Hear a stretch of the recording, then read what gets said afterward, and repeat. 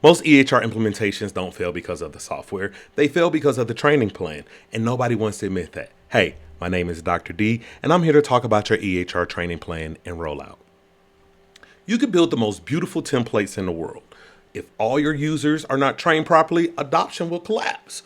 It sets the tone immediately for what's to come for your EHR systems. I've been to multiple sites where training is kind of put on a back burner. No, we can't close the clinic early. No, we can't go to 50% of our clinic patient load. No, we can't shut down half of ICU floors because we need those beds. And then it puts us in a position as business analysts and as project managers and trainers to say, hey, how are we going to conduct training? And then, oh, here goes an hour here goes 2 hours there. To effectively train for an EHR rollout, even for an upgrade or optimization, you need to actually dedicate a block of time, a day, 2 days, 3 days even, to fully train your staff, providers, nurses, techs, front desk, back desk.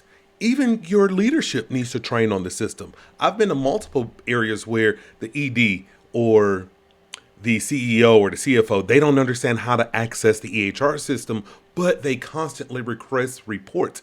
I feel like, because I sat in that role before, if you understand the EHR system, then you'll understand which reports that you want to have. But let's get back to training. What does a great training plan look like?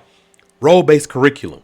We're going to have curriculums where it's a provider's track, there's a nurse's track, a front desk track, there's a billing track, and anyone else that's going to touch the EHR system, they're going to have their own individual track, own individual curriculum, and their own individual workbooks that they're going to work from.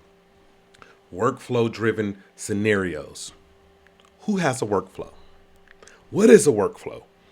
We talk about it all the time, but if you don't have a documented workflow, you're already behind the curve because we operate off of workflows. Everything is a business process. So checking the patient in, room and document vitals, close an encounter, drop charges. We need a workflow for lab. We need a workflow for nurse-only visits. We need a workflow for ED visits. We need a workflow for if a patient decides to no-show. We need a workflow for if a patient decides to leave AMA. So those are all different types of workflow-driven scenarios that you all can implement now. Super user development. I started off as a super user. I was an RN, regular nurse, working the floor. Somebody said, hey, who wants to help train the EHR system? I said, I do. That was 15 years ago. And here we are today. I'm implementing systems across the United States, project managing, developing templates, assisting people just like you all, going through their implementation process, going through their optimization process.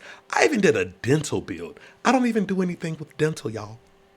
Super user development. Identify champions early, and not just nurses, not just techs.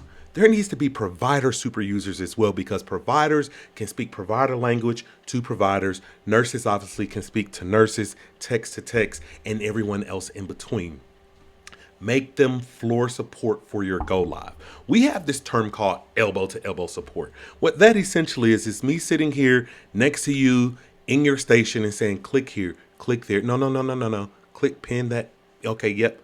Pin that order to this and click save and print it off. So that elbow to elbow support. But guess what? When you have these super users, when we leave the project, your super users are still there. That's going to be making sure that this system moves forward.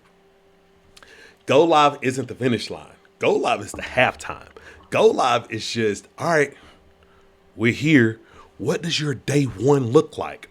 So what you have to remember is when you're developing these training plans, if your staff says that, oh, this system is training, what they're really saying is, I don't feel confident using it. If they say, hey, it's a great implementation, it's not about installing software, it's about building confident users. That's what we want to do here. We want to be able to build confident users so that 3, 4, 5 years down the line, we're not going back to the drawing board and say, hey, we have to switch systems because this system simply doesn't work for us. Every system works. I promise you, every system works. Take a step back. If you're planning to go live this year, start your training strategy first. Identify who those super users are going to be. Identify every single workflow that you can imagine that's going to happen, because everything else it's going to flow directly from that. Y'all, this is Dr. D, and this has been my talk about implementing the EHR system, starting with a training plan first.